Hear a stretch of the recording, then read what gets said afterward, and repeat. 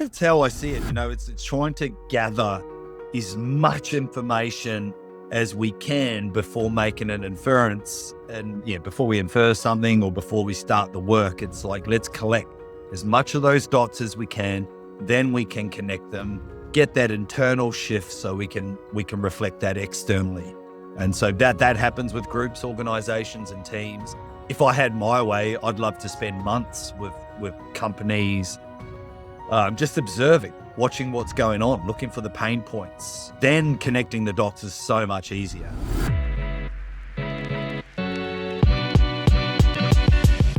Welcome to the podcast, guys. Today's NLP Unplugged podcast, episode 72. We are joined by a man who doesn't just talk about mindset, he lives it at the absolute edge of human endurance. Jamie Milne is a multi-Guinness World Record holder, an ultra-endurance athlete who has completed 100 ultramarathons and someone who has continually tested and expanded the limits of what the human body and the mind can endure. But what makes Jamie truly fascinating isn't just the physical feats. He's also the founder of JMT Facility and Mind Gym, transformational performance spaces dedicated to helping individuals and teams unlock deep, lasting change. He blends neuro-linguistic programming, timeline therapy, advanced clinical hypnotherapy, sports psychology, and cognitive behavioral therapy into a powerful, practical framework for human performance. Jamie has also raised over $150,000 for Dementia Australia through his endurance challenges, launched documentary projects, and exploring human spirit, and continues to work at the intersection of resilience, purpose, and identity. Jamie, welcome to the podcast. Great to have you here, buddy. Good morning, bro. Wow, that was an intro and a half, mate. I had to turn even though it's raining outside, I had to turn the aircon on a little bit. I was getting a little bit edgy, mate. Well, mate, one thing I've noticed just to, having a look through the work that you're doing, it's just absolutely mind-boggling. The amount of stuff that you've done, working in the Navy over in New Zealand, trying out for the SAS at I think 37 years old, which must have just been like brutal. You've just always pushed the limits, and I guess my thoughts go to, how do you like, is this something you're born with, or is it something that kind of life shapes you and challenges you and pushes you into like this, extreme, and I hope you don't mind me calling it extreme, but it is extreme for most of us who, are watching a lot of these things from the couch, but this extreme kind of mindset, which is like this ultra performance based, resilient grit kind of mindset. Such a great first question. And I love it. Great question. Look, I think, and I'm sure a lot of your viewers and listeners would agree. I just think human beings, we're just not black and white at all. I think it's just so much gray. And whilst I think some individuals will have a genealogical disposition to perhaps being a little tougher. You use the word resilient, adaptable, mentally strong, physically strong. I'm pretty certain there would be a genealogical disposition, but I think also something that we can learn, and sometimes that learning happens directly or indirectly. Some people look for challenge and growing and evolving, and some of us are forced. Life molds us and shapes us and sends us in a different direction, through our childhoods. I just think it's certainly not black and white. There's so many different approaches to, what's it saying? All roads lead to Rome. It just depends what road you want to go on. And some people don't even choose to take a road. They're just quite happy with the status quo. And some of us are committed to lifelong development.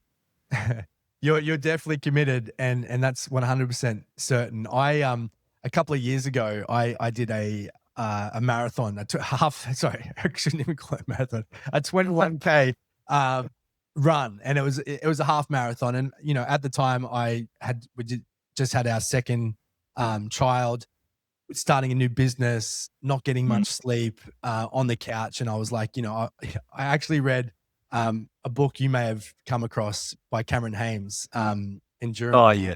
I forget what it is. Endure. Endure. That's what it was.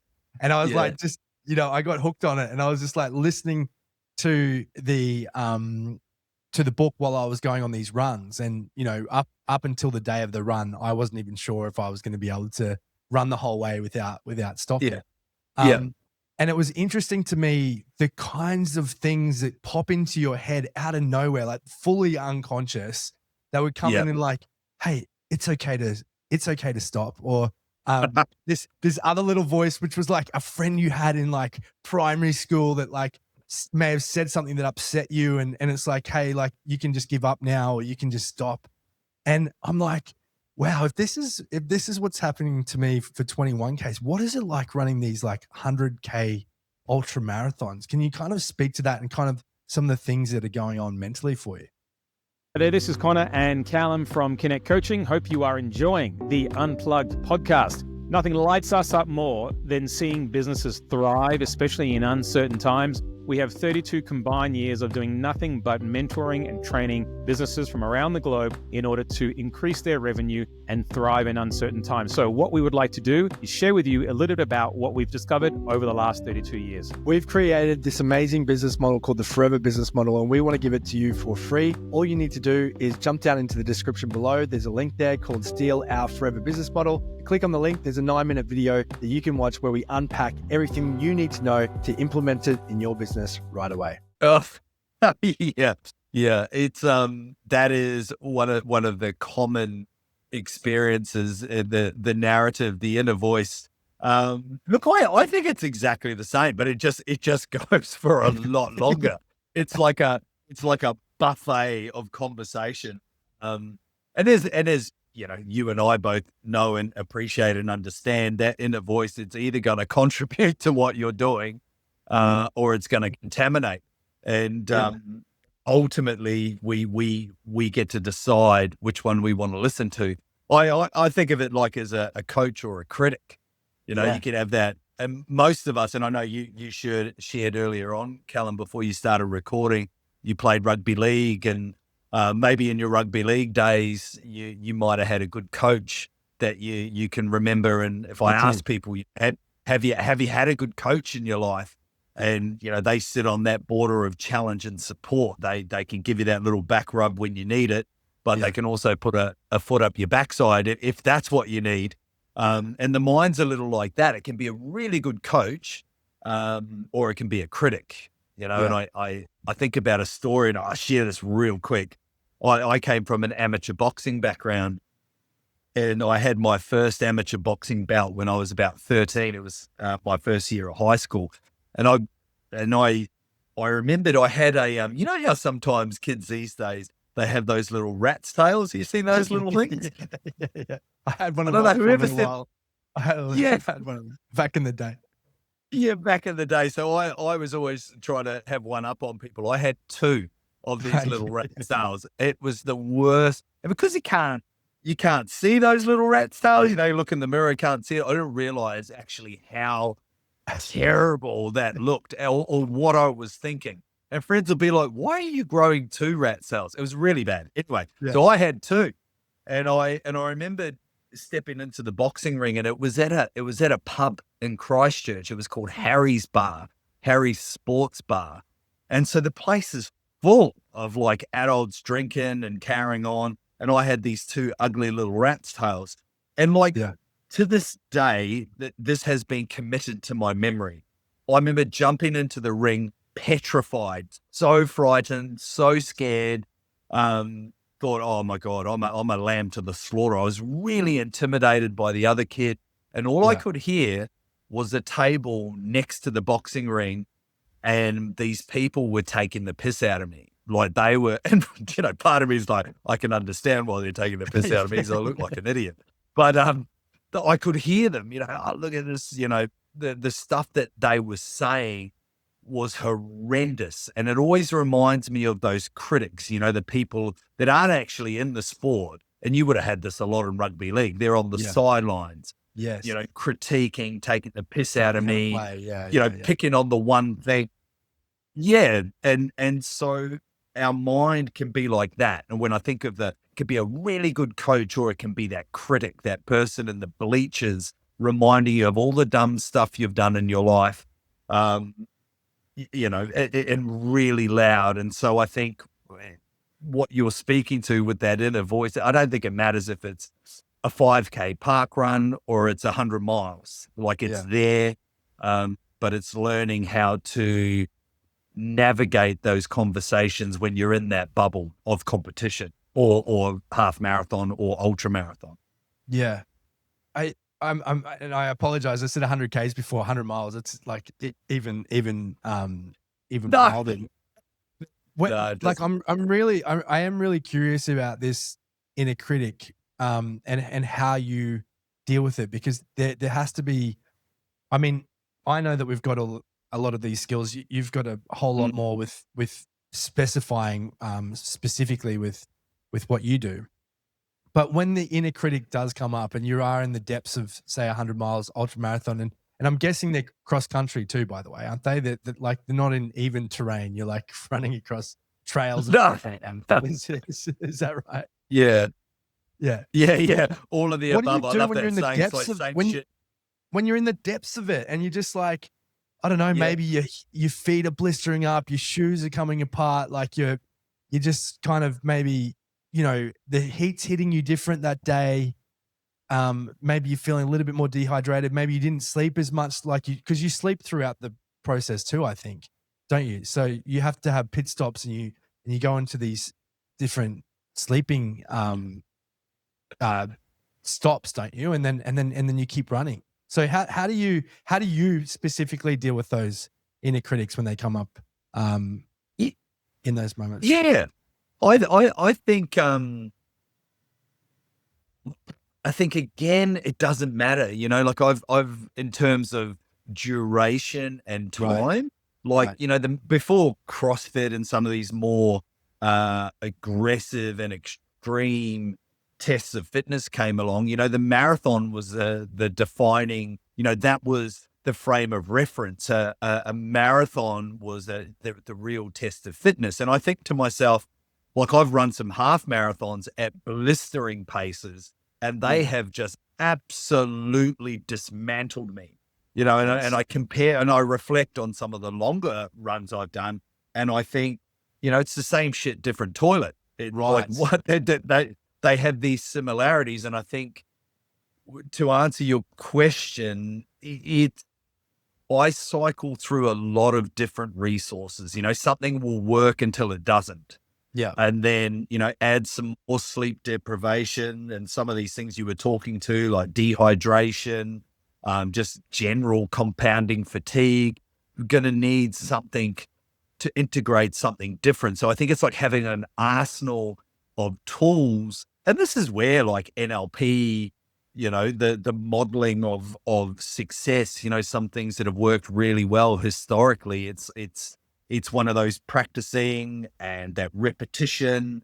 But like I said, it's like having a few things, like sometimes music will work, chucking some music in, and that will push you for a while, and then that will run out. And then it's something else, reframing, re-engineering our language to serve us, falling in love with pain, making pain your friend, however you can do that.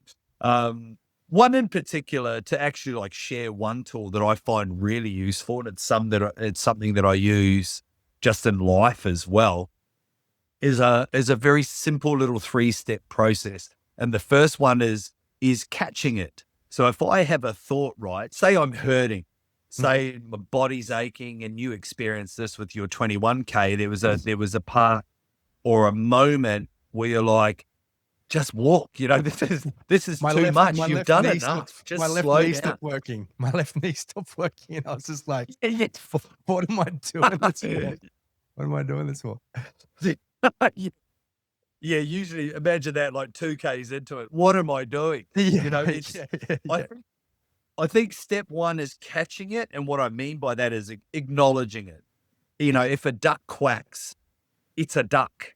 It's Yes. no point trying to pretend that it's a goose or a something. It's a duck. So if my knee's hurting and I'm having this conversation that I'm in pain, I should slow down or take a rest or quit. It's like, acknowledge that. Let's not pretend that it's something else. So Yeah. acknowledge. The next thing is I tend to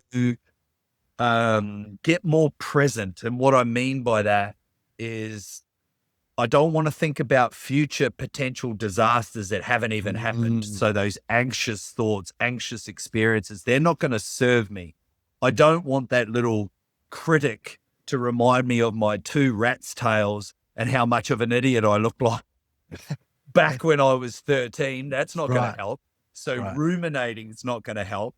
But if I'm in that beautiful present moment and I'm where my feet are, that's going to be really helpful, because then I can make more empowered decisions. I can rationalize. I can be a bit more logic. I can deal with things and manage things a lot more efficiently and effectively. So I do little things like, say, if I acknowledge my knee's hurting, I'm in pain, I will cycle between different things. Like I might count with my fingers, almost anchoring. So NLP uses anchoring.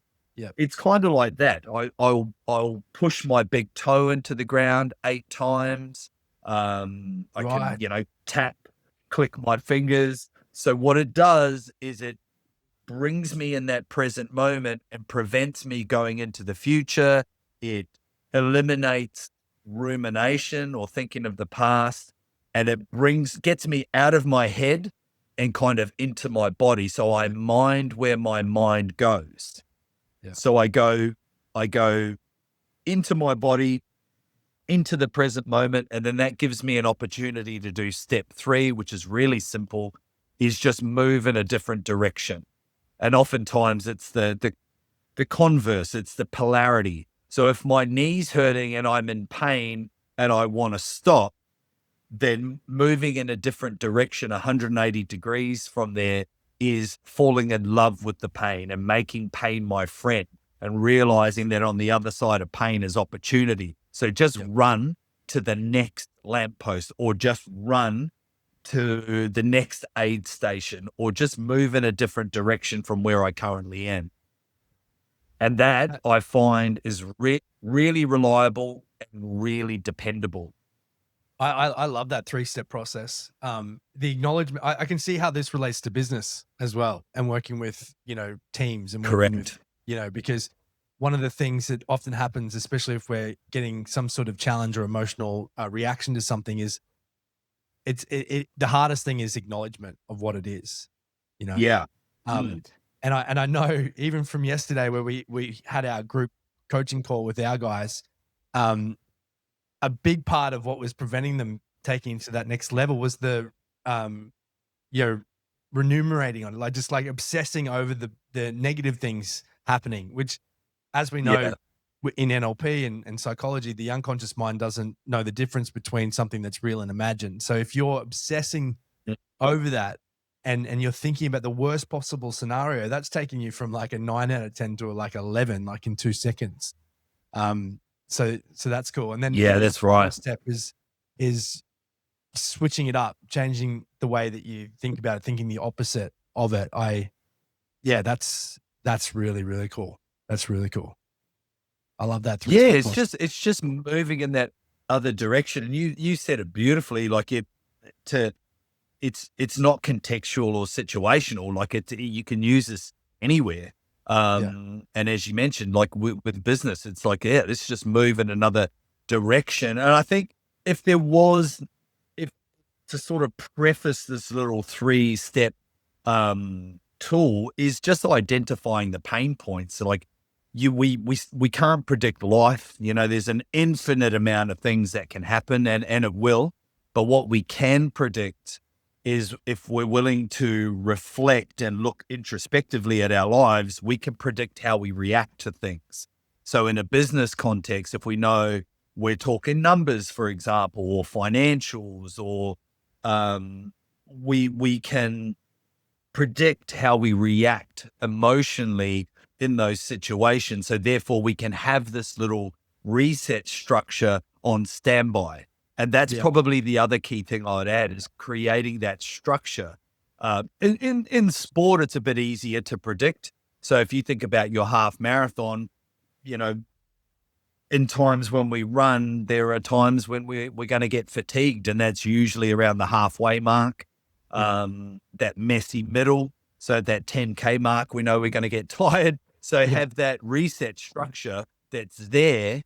It's like a standard operating procedure, to use business terminology. It's like our SOPs. It's a psychological SOPs. Right. It's a structure. So when this happens, I do that. I've got the structure and I deploy that, and then it becomes dependable, reliable. And the key thing is you don't have to think about it because here comes the pain. That's right. Here it comes. I know it's coming. And then it's like, bang, into our little reset structure, and that's reliable. Do you have a name for your little 3-step process? Is there a name, just in case people are wondering, where to attribute it to? Yeah. So it's a reset structure. You are right. Creating a name is a really good idea. Yeah. And clients that I work with, they will come up with names, particular names, like dialed in or focused or, there's all sorts of different names. And the key approach is, like, for your listeners, is literally take an inventory of your life and look, if it's sport, if it's business, even relationships, and go, where are the pain points? Where do I usually have, and this is the great thing about emotions, they're feedback mechanisms. When do I get valence? When do I get emotional charge in this situational context? And that's perfect timing to employ or deploy this reset structure, whatever they decide to call it. I think this was pioneered and fostered by a guy called Gilbert Enooker. He was the All Blacks performance psychologist for, I think, maybe like 22 years. Oh, wow. And so they use this within the All Black organization. Yeah. Yeah, look, I just love your practical approach to this stuff, because I think, what I got from what you said before is that, even with the longer marathons to the smaller stuff, it's the same thing, just different situation.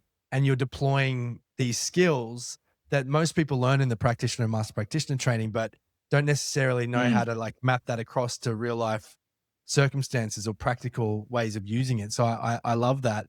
And what it sounds like with your SOPs, these standard operating procedures, the psychological ones that you kind of deploy through these different challenges that you put yourself under, it sounds like you're doing a lot of preparation prior, not just physically, like actually going and doing the thing, but it sounds like you're doing a lot of mental, almost visualization and strategy. Like, what do I deploy in different situations? We've been doing a lot of this with our performance enhancement stuff with our guys, with a visualization process that's, largely based around anchoring and making sure you have the whole rep system mapped out and you've got, a clear internal representation of what's going to happen, and making sure that you're mapping out the successful completion of that event. And it's similar to some of the stuff that you see. I don't know if you're familiar with the Blue Angels, the United States Air Force have this special division called the Blue Angels. They always, and there's some great videos of this online, they always kind of do the visualization, and they're like pushing the joystick, doing the throttle, and doing the whole head movement beforehand. So I guess my question to you is, when you map, and I know I keep talking about the 100-mile ultra marathons, you've done so much more than that, but I'm just really fascinated by it. Are you kind of doing the mental preparation stuff beforehand as well? Are you, in addition to actually running and doing that type of training and eating well, are you mapping out some of these psychological SOPs so that you can deploy them?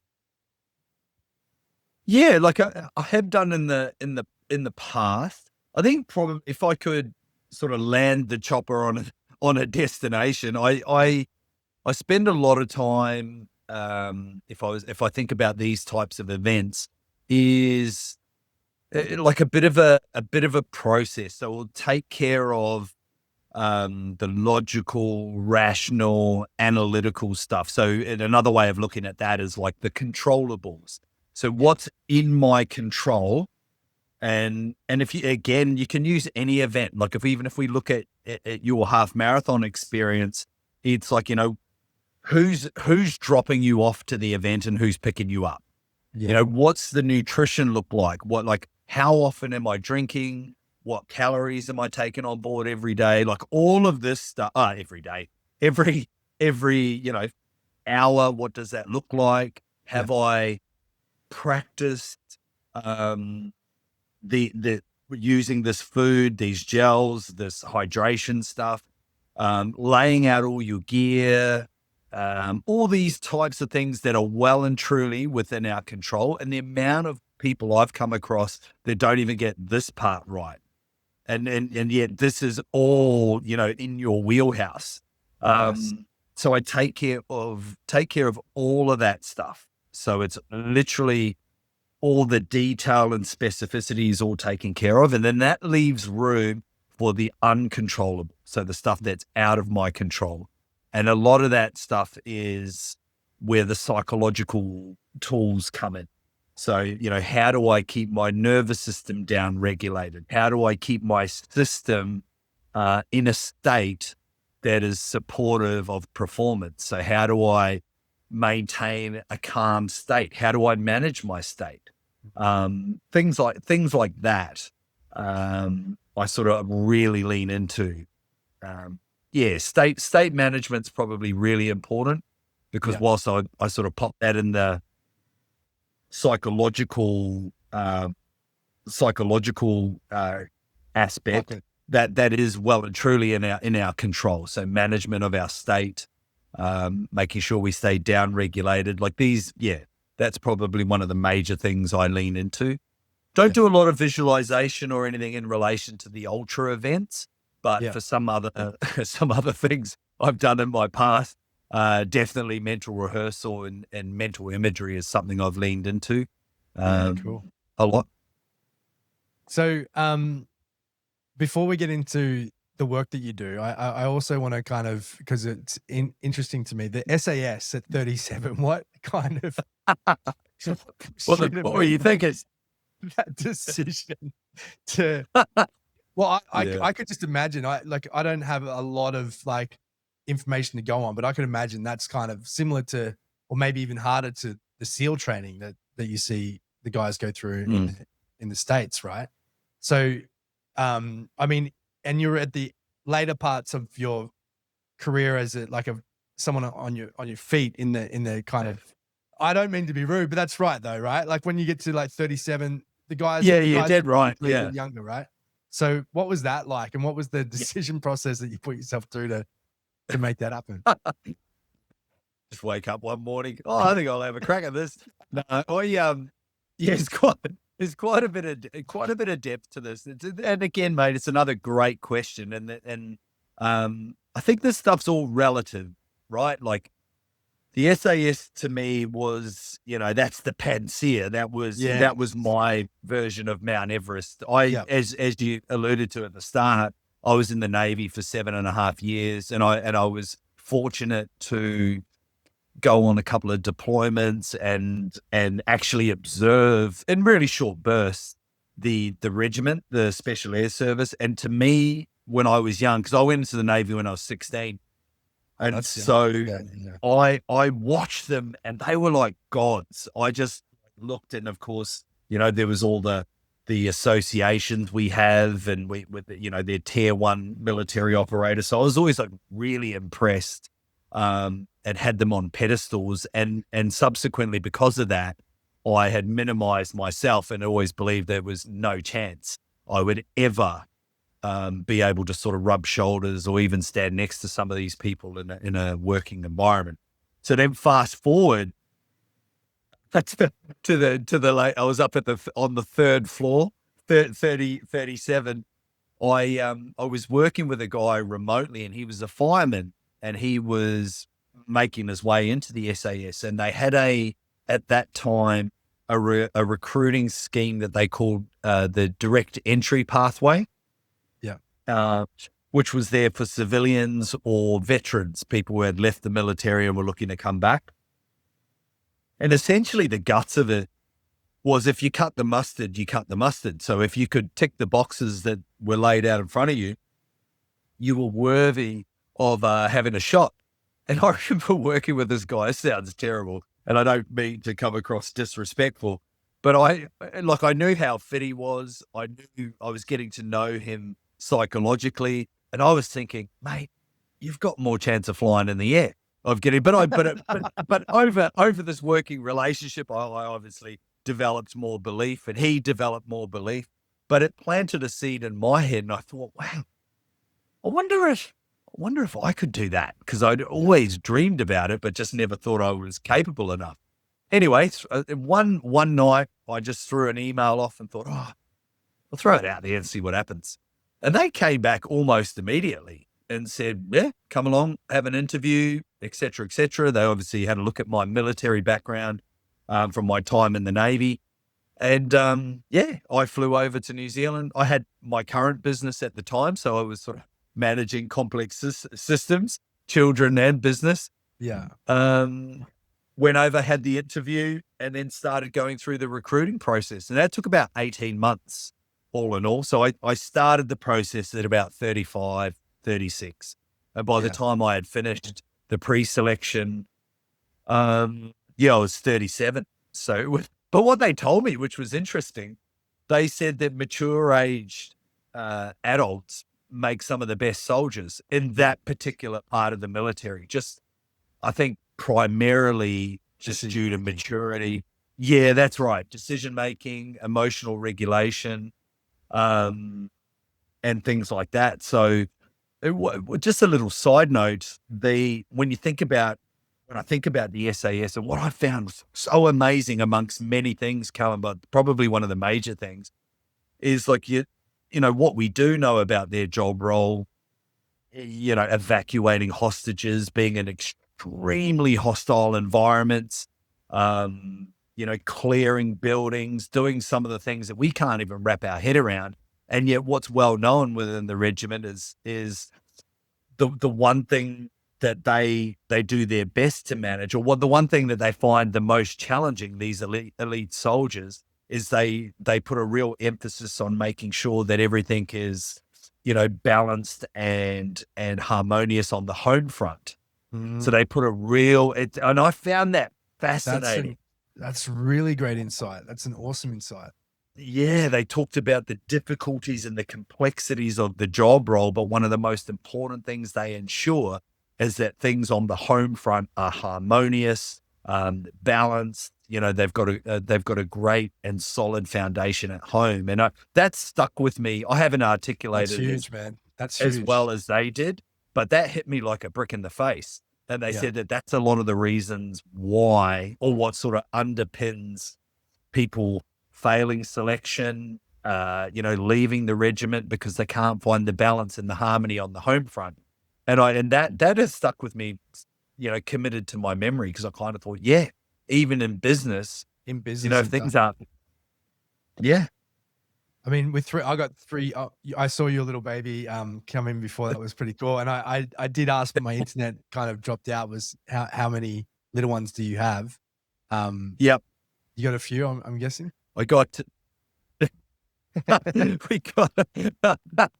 I say that because before, when you said you went through the SAS stuff, you had you're dealing with complex systems, which I presuppose that you already had kids then as well. Yeah, no, so we're a blended family of 7. Wow. Oh, mate, talk about complex systems. That's a growth trajectory right there. But I wouldn't have it any other way. But no, it's beautiful. The newcomer.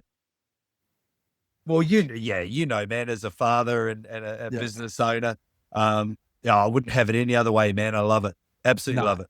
It is.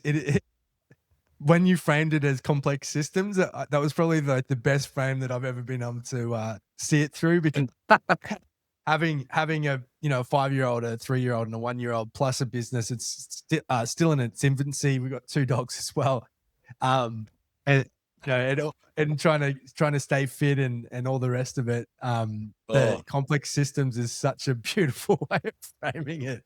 Oh my God. Mate, I went back to university. I'm attempting to go down a PhD pathway. So start like stepping through the hoops, but it stuck out to me as well because a lecturer one day, I'm just at the end of this behavioral science degree, and they said, growth, right? Growth is defined by one's ability to manage complex systems. And I sat with that and I thought, well, that's a great insight. And I thought about, people like Donald Trump, and I don't mean to bring politics into this conversation. Actually, I don't know much about politics, but I think, you got a guy like that.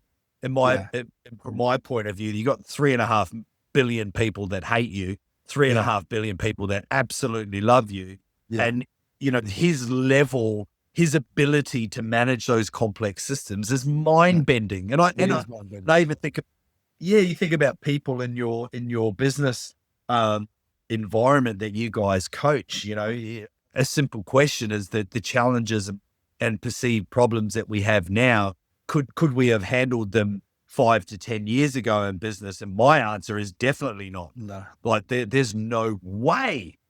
But that sort of correlates to this description and definition of growth. What's your ability to handle complex systems? That's so true. I just delivered a training over the weekend. It was a 3-day hypnosis training, and I remember the first time Tad asked me to teach that training. I don't think I'd slept. It was I was living in Bondi Beach. It was New Year's morning. It was about, I think, 6 or 7 in the morning or something like that when he called me, and he said, I need you to teach this training. And the training was in 2 weeks' time. I literally didn't sleep for like that whole time period because I was just trying to figure out how I was going to deliver this training and trying to map everything out. And, my wife asked me on the weekend, how did it go? I said, I could do that training with my eyes closed now, so you put yourself through that tension and that stress. And whilst it does feel like it's all encompassing, it kind of, it's consuming you at the time. Yeah. At some point, and I'm not sure the exact moment, but you do break through that threshold and that becomes the new normal. Yeah, that's right. That beautifully said. Yeah. And that pretty much just, that's a summation of this definition of growth. There you were, sleep. I totally get it. I can appreciate that. You would, sleepless nights, and now you're doing it pretty much every day of the week and 3 times on a Sunday. Yeah. No worries. It's cool. Let's talk about how you've brought all of this experience, because it's some incredible experience that you've had with your whole life's journey. Now you've brought that philosophy, you've brought your principles, you've brought all of this learning that you've got from the trainings and from university and all those sorts of things. Can you tell us how you bring that down into working with individuals and teams now? Because I think for a lot of our listeners, they're all of them are very talented. They've got these skill sets, but I think hearing from people like yourself who have gone and put it into specific containers and specific contexts and, commercialized it in a way that's highly valuable for people. Can you kind of tell us about that journey and then what you do? Yeah. Thanks, Kallum. Yeah, look, I think what I've sort of organically or innately done, and I'm certainly not the first person to do this, is I'm my wife will tell you otherwise, but I believe myself to be a relatively simple person. Now, simple doesn't necessarily mean licking the windows, but it means, whilst a few people might call me a window licker, I speaking of complex systems, I have found myself to organically, I don't like complexity too much. So if I get something complex, or if I learn something that seems to be multi-layered, multifaceted, complex, I will find a way to simplify it so I can understand it. And I mean, to give credit to what you guys do, NLP and hypnosis does that beautifully.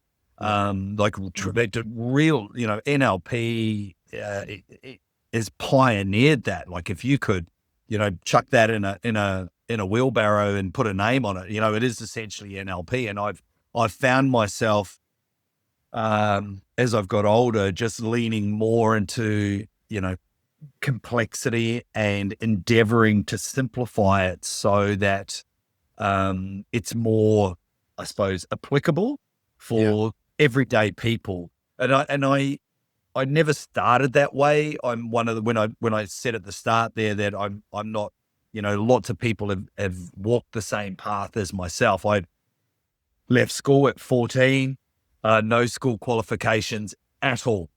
I was fortunate to get into the military at a time where school qualifications were not a necessity. So a lot of the basic learning framework I received in the military. And so I'm probably one of these people that didn't get the basics like spelling and grammar and things like that, but I got more of a formal education and higher learning later in life. And I credit a lot of that real, the energized nature of my learning, I credit to NLP and timeline therapy and hypnotherapy. Like that was enough to stretch my mind. And as Einstein said, once the mind's stretched, it can't go back to its old way of thinking. So I would really encourage your listeners. Like I honestly would, if you put me in a corner and said, how do I get better at life? How do I become more valuable to the market and more intelligent? I would point them in your guys' direction and say, start with NLP and hypnotherapy. I couldn't give a rat's ass what they do for a living. But start there, because for me, that was the catalyst that really opened my eyes and expanded my reality. And now, as a byproduct of that, I believe, we all have so much untapped potential, and I think it really did start with a bit more depth and understanding, thanks to NLP and hypnotherapy and what you guys do. So yeah. So now, like when people come to see you, what are they generally working with you on? I know it's individuals, but you also work with teams as well. What do they kind of come to you for? Yeah, so I sit on a scale of, whether some people over here might be life coaches or counselors, all the way up to psychiatrists, and on that continuum of psychotherapy, hypnotherapy, NLP, counselors, psychologists. I think I sit with a few others in a real minority group on that continuum. I don't do any therapy at all whatsoever. So I just sit in that sort of performance space. So individuals, groups, or organizations that just want to do better, and they're looking for some of those avenues that might head them in that direction. So very much sit in a sort of performance psychology space. And that's probably the simplest way to explain what I do. Yeah. And I think, people kind of understand what that means when you're working with individuals. And we've got some good friends that work with some great athletes that are well known, and it's fascinating the work they do. But I'm interested in what kind of teams and organizations might do with you. Do you put programs together, or do you run them through some sort of resilience training? What kind of what's involved? Yeah, so a couple of sort of tick a few of those boxes. We work a lot with culture, go into groups and organizations and work on their culture. A lot of values work, which we reframe as standards. They are values, so not to misconstrued. They are values, but I've found in my background, with the military and sporting background, I like that word, sort of standards. It's what we stand for. As the saying goes, the standards that we walk past are the standards we accept. So, and standards are kind of a verb. As values are as well. What are the actions that underpin our values? What do they look like in real time? Right. So do a lot of that work with teams and It makes organizations, it less but abstract, probably I think, when you call it standards, because there's seems to be clear actions and behaviors as a result of those standards. So that makes sense. that's a good. Yeah. And like I said, like if it's a duck, it quacks, and so they are values, but it's just a little play on words. And a lot of, especially like rugby league teams and rugby teams, they quite like that. More recent times, certainly lean and going down this PhD pathway, my research will hopefully be either in mental toughness or resilience.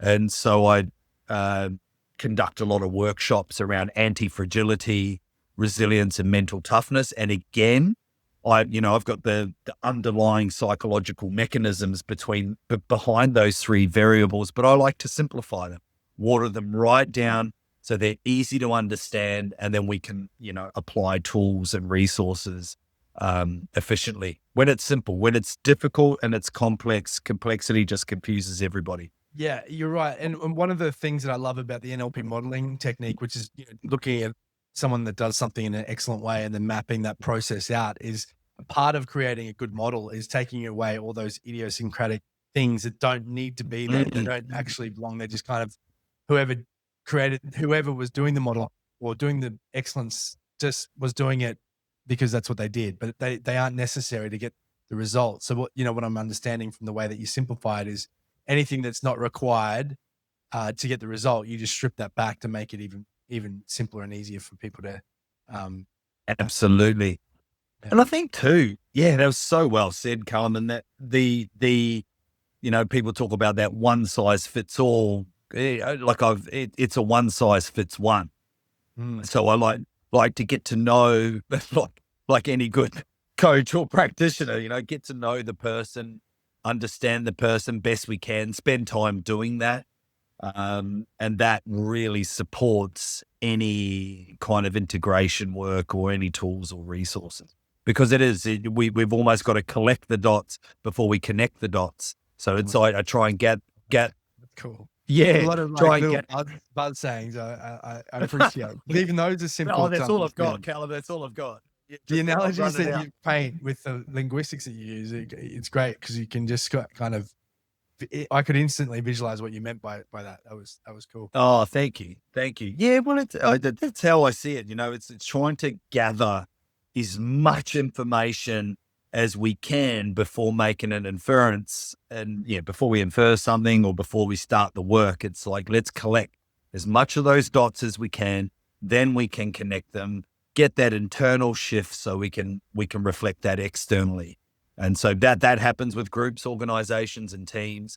If I had my way, I'd love to spend months with companies, just observing, watching what's going on, looking for the pain points. Then connecting the dots is so much easier.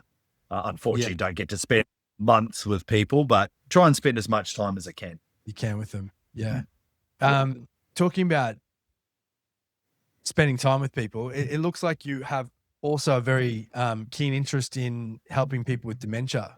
And I saw that you've raised over $150,000 for one of the research organizations for dementia. That's obviously close to your heart. You don't go and invest that type of time or energy into something if it's not. Would you mind sharing a little bit about that and why it's so, dear to your heart, or why you're passionate about it? Yeah, no, of course. I think like a lot of people, dementia, that disease of forgetfulness is horrific. I think anything that affects the brain biology, our cognition, recall, awareness, memory, is horrific to observe. And, like a lot of people in Australia and everywhere really, I had a close family member, which was my grandmother, who was an integral part of my upbringing. She got early onset dementia, and it was like really fast. It was really rapid. And so being part of that and experiencing that viscerally as a young man was horrendous. And I wouldn't wish it upon anybody. And actually, it does concern me, sort of, and sadden me that that there are diseases like that out there, and that, can claim loved ones, and think of the great minds that have succumbed to this disease of forgetfulness, spend all this time investing and learning and contributing and being of service. And then this thing comes along and takes that away. Yeah. So that was essentially what drove my desire to give back. And I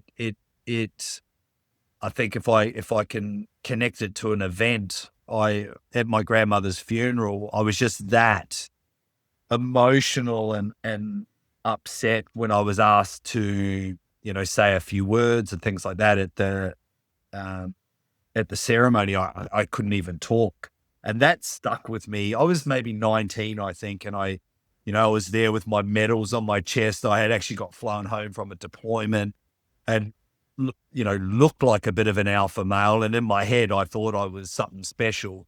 And I would get up there and give this beautifully articulated farewell to this beautiful woman, and I couldn't even get a word out. Yeah. And I was embarrassed, and I felt like I let her down. And I went away from that really regretting that whole experience. And I was within the grief. I had, the shame and guilt of not being able to share my thoughts. And it was that pain or that void that drove the desire to kind of get balance back to what I perceived as a, not a great experience. And so, yeah, as you mentioned, that's beautiful. That's beautiful in the way that you've reconciled that in yourself. I had a similar experience. My dad passed away when I was 25, and okay, I look back on it now and I'm just like, I just wish I had got up and said anything. I was such a mess up the front row that I didn't even say something to, celebrate him. Really rocked me for a long time. And I can relate to wanting to balance that out. You use the word balance. I think that's a good way of expressing it, of figuring out, how you can make up for that. And I try to do it every day with my kids, and try to do it, in the way that I treat my family and stuff like that. But I can relate to that feeling of those highly emotional moments where you wish you had have done more, so yeah, more power to you, buddy. That's amazing. So with the work that you do, you're also, are you running events to contribute, or is it just a part of your business that your business contributes, or how do you, or is it fundraising through the runs you do? Like how do you go about doing that? Yeah. I just want to acknowledge too, mate, really quickly what you said. I could feel that, man. I just the way you beautifully explained, like, your way of, the equilibrium, the balance in your life, like by being a great dad. Like, man, all power to you, brother. That's just so cool. Thanks, your bro. kids have a great benefit, mate. Good on you. That is awesome. That was, Thanks, highlighted my day to hear that, man. Good stuff. Yeah, thanks, brother. So I did a campaign called Many Miles for Mary. So my grandmother's name was Mary. And so for 10 years. That's catchy. Yeah, I know. Oh, that was before Google too. I had to come up with that myself. You're a good marketer, and I think that's one of your superpowers too. You've got the marketing down. Yeah, the alliteration, Many Miles for. Oh no, there's an F in there. Nah. So, I was thinking, that's quite clever actually. It's like, no, it's not. There's an F in there. Just ruin it. So I would run the length of a country each year. This is sounding like I'm big noting myself. No, it's not. This is great. Take run with a grain of salt, bro. There was a lot of walking in there too, I can assure you. So, I got to know myself pretty well, but yeah, over 10 years, I'd run the length of a country, and then, correlate that with fundraising for Dementia Australia. So I run run the length of New Zealand 3 times, Wow. the UK twice. The longest one I did was from Melbourne to the Sunshine Coast in 18 days. That was 80. Yeah, I know. People don't even want to drive that stuff. No, why would you?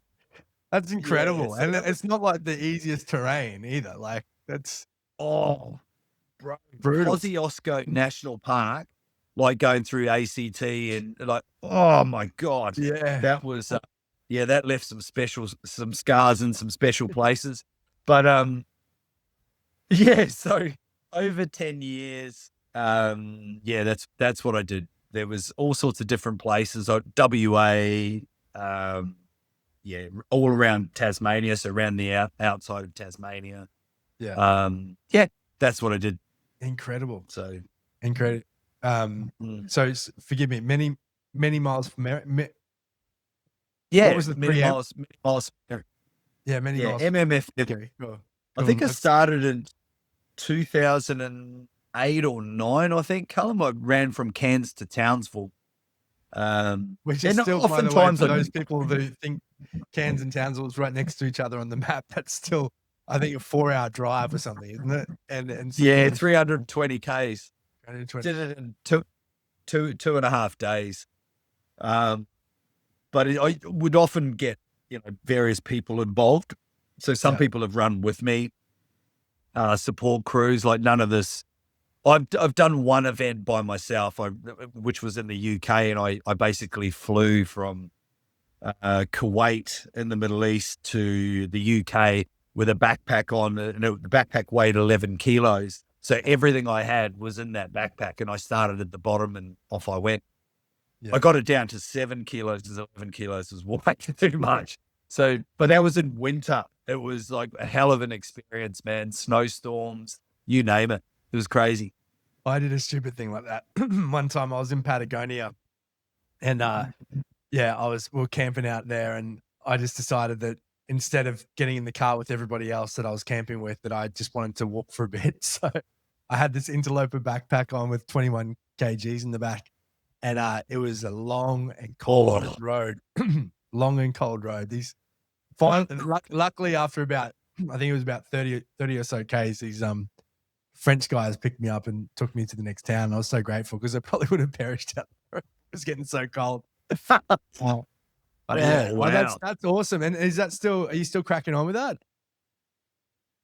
No, so I stopped my work with Dementia Australia maybe just before COVID, I think. Yeah. I kind of felt like, we talk about balance and equilibrium and things like that. I felt like I'd got things to a place where I felt like I'd restored balance. As odd as it sounds, I felt I was good. I get it. Peace in my heart. Yeah, warmth in my heart. I'm like, okay, we're good. I've done it. And I got to have a look at. Yeah, I got to see the research. Australia is actually leading the way in research. So if anybody's listening and they've got a loved one that's living with dementia or Alzheimer's, we can have some confidence that Australia is leading the research. And so their research unit down in Melbourne, they're incredible. Like the technology, the great minds that are down there doing great things. Hopefully we can get some answers and some solutions. So if people want to just like tap into your world, they want a piece of that mindset, that grit, that resilience, that, finding equilibrium, finding balance. Cause I think that that's an important part of what I've gotten out of today, by the way, is there seems to be this thread tying all of these pieces together about finding equilibrium, finding balance, even in the moment. I found that super useful. The 3-step framework that you had earlier, could have used that a couple of weekends ago. It would have been good, but just being present, being, finding that balance, even in the pain, however you have to balance it out, even if it's like you said, falling in love with the pain. What a beautiful contrast between, love and pain, and then finding balance through that psychological frame that you set up for yourself. if people want to tap into this, because I find this super valuable, especially in the way that you make it so simple and practical and easy for people to access. How do we get in contact with you? How do we get involved? What's maybe the first step that people can take with you? Yeah, thank you, Callum. Look, we probably one of the first initial steps, just like everybody, I've got a bit of a social media silo. You can find me on just Jamie Milne on Facebook or Instagram or even LinkedIn. Our professional page is the JMT Mind Gym, and we run once a month. We run an online stress mitigation and mental toughness workshop, which is about 2.5 hours. It's a nice little entry point, great tools and resources, like that reset structure. Yeah, we probably speak to anti-fragility, resilience, and mental toughness more than anything. And as this is probably one of the great things I've got from today's conversation with you, Callum, is that this stuff is, it's not contextual, it's broad, it's a big brush stroke. There's so many areas of life where these tools and resources are very useful. And so that workshop, is applicable and useful for anybody. Yeah. Now that's coming up So next great month. suggestion. Yeah. Right. Next month, what date? 28th of March. 28th of March. Saturday, 28th of March. Can we get a link off you so that people can register? We'll put it in the show notes. We'll put it into the comments section of this Facebook Live as well. Is there a link that can register? Yep. Okay, cool. Cool. We'll make sure that shows up. On Absolutely. Details. Oh, it's very kind of you, man. Thank you very much, brother. Yeah, this has been awesome. I have gotten so much value out of it. I feel like this is like divine timing in a way, because there was so many gold nuggets for me, and I think demystifying the coolest thing too at the start. What I loved is like you demystified what I felt was possible for me in terms of the running, because there is a part of me that wants to go and do that again, or maybe even do a full marathon next time. And I think for me, I was just kind of doubling it in terms of like the energy, effort, the intensity that it was going to be. But what I got out of what you said, it's just moment by moment, second by second, now by now, dealing with what's coming up, being present, acknowledging it, reframing it, and just dealing with it that way. I think even that psychological shift of not just doubling the intensity each time, but thinking, hey, no, this is just preparation and dealing with the things as it comes up. I found that to be very, very powerful for me. So I'm incredibly grateful for that, mate. Thank you. Oh, mate, you're very welcome. And yeah, there is so much untapped potential there. And that's something I didn't mention before, but there was a time I wasn't even close to running 5 kilometers. I was the whole couch to, we've talked about some of the events I've done. Yeah. It's all relative, man. And there's more similarities than differences, in terms of, distance and time and stuff like that. So mate, I wish you all the best. I hope you sort of stretch your legs a bit more. I'll send you I authored a book nearly 20 years ago, man, which makes me feel very old, called 12 Weeks to an Ultramarathon. And I'm gonna send you a hard copy, and I'll send you the digital PDF too. I'll be eating that up, mate.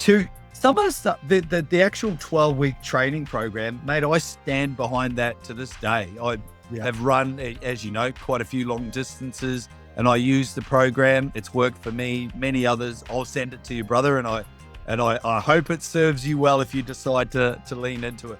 I would love to lean into it. I think there's just a lot of it's psychological, and I'm really keen, and I've always had this like kind of push. I don't know where it's coming from, but obviously, when you feel those pulls, you should take them up. I've always had this like pull to do like a try as well.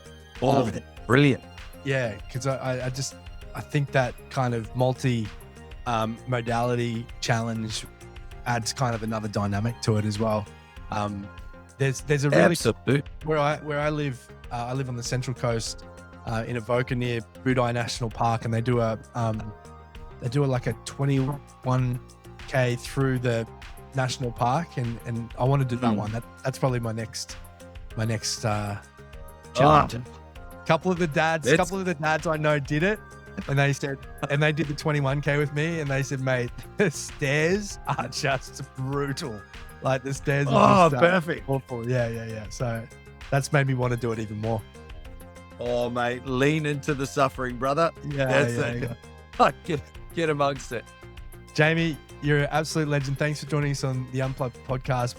We'd love to have you back sometime. And guys, if you're looking at how to deal better with stress in all of its forms, whether it be with your kids, with your business, with some sort of sporting event, and you want that additional psychological angle, those shortcuts, those hacks, get on that workshop next month on the 28th of March. And we'll see you all soon. Oh, brother, thank you very much. It's been a privilege and an honor, man. Really appreciate it, Kallum. Thank you. Thank you very much for watching the Unplugged podcast with Kallum and Connor from Connekt Coaching. Hope you loved this guest this week as much as we did. Cal? What we wanted to remind you of is that if you wanted to steal our forever business model, which is perfect for all sorts of businesses around the world, to start to build extra revenue in your business right away, get instant access by clicking on the description and going into the link below, watching the 9-minute video where we unpack everything. See you next up.